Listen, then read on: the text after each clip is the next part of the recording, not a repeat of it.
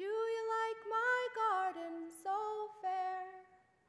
Well, you may live in this garden if you keep my grasses green, and I'll return in the cool of the day.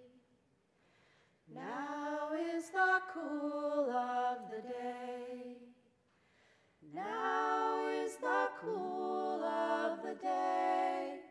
Oh, this earth is a garden, the garden of my Lord, and he walks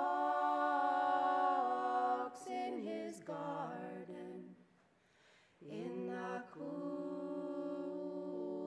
of the day. Then my Lord, she said unto me, during my childhood, do you like my garden so pure? Trying to think. So I first got incarcerated in 1982, and that was before I was even a mom. I was 21, and my incarceration history is just a series of bad choices. The experience of being a child of a mother who was incarcerated and who was an addict, I think was a huge challenge. When I was pregnant, I wasn't planned. And I was, the first thing thinking in my head is like, I'm not ready for this. My parents got divorced when I was 1 and got back together with my mom when I was 3, and she slowly came back to being in her addiction. At Sierra's first birthday party, I was smoking crack in the bathroom.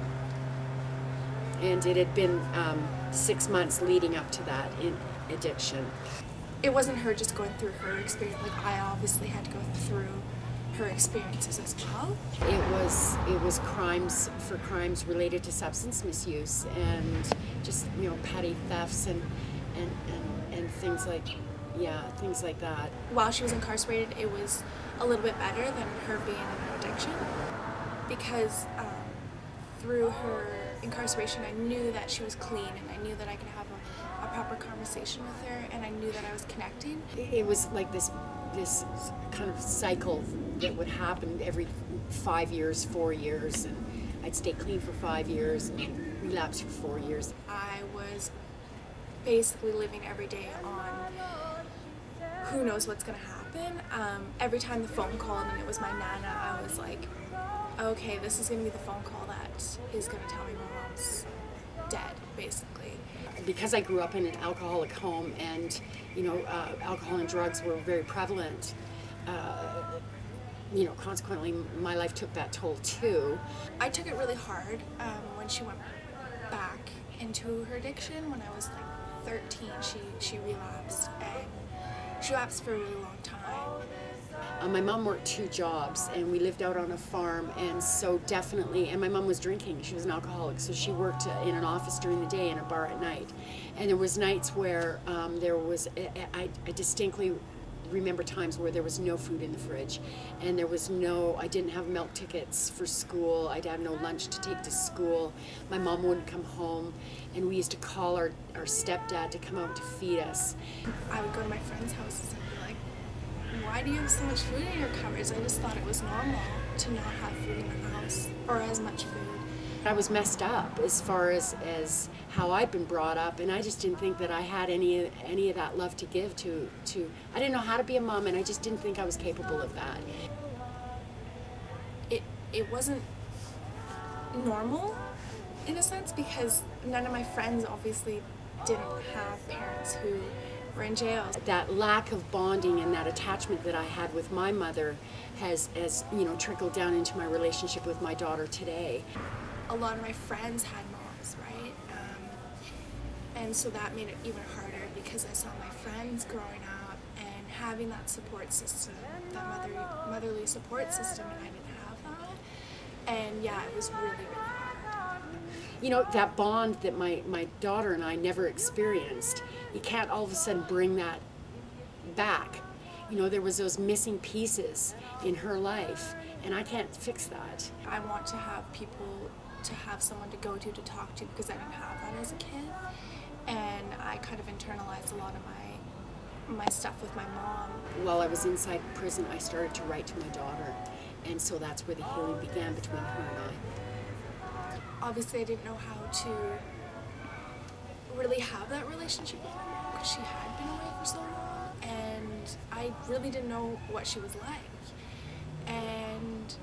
But slowly, as we started writing each other more and more, I realized that she's actually making an effort to be in my life. And so it's been a long haul, sort of repairing that damage. I think because of the things that she did in her past, I've grown up to be a stronger person. Now I've been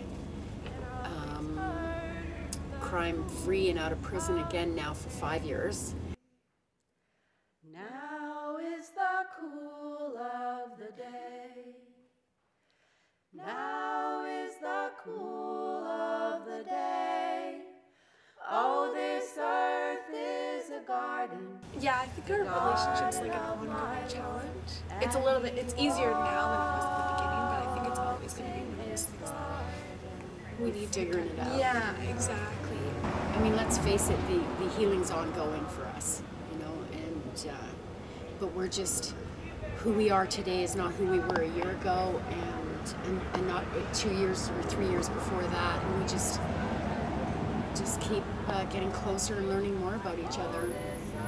In the suffering, that there's the learning in the suffering, and I can't save her from suffering, and I have to really, in order for her to grow into a well-rounded person, she's got to learn to suffer too. And that's hard, you know, because I don't want to see my baby hurt, and it's a challenge. I still see where sometimes I come from that place of shame and guilt. It creeps up every once in a while, you know, from the past. But and then when I see some of Sierra's behaviors, I see that that's repercussions of my actions, and it's painful. It is, but I can't fix it. I can just only be there and consistently, and I've done that for 5 years now, and so maybe in another 5 years there'll be some sort of phew, okay, she's okay now, you know, but there's still, it's still scary sometimes. The garden of my Lord, and he walks in his garden in the cool of the day. And yeah, I'm just really grateful to have my mom in my life now. Like, even if it's been a challenge, it's still been a learning process, and I'd rather have her in my life than not have her in my life. So yeah, I'm really glad that she wrote me. And I'll return in the cool of the day. Now is the cool of the day. Now is the cool of the day. Oh, this earth is a garden, the garden of my Lord, and he walks in his garden. Yeah.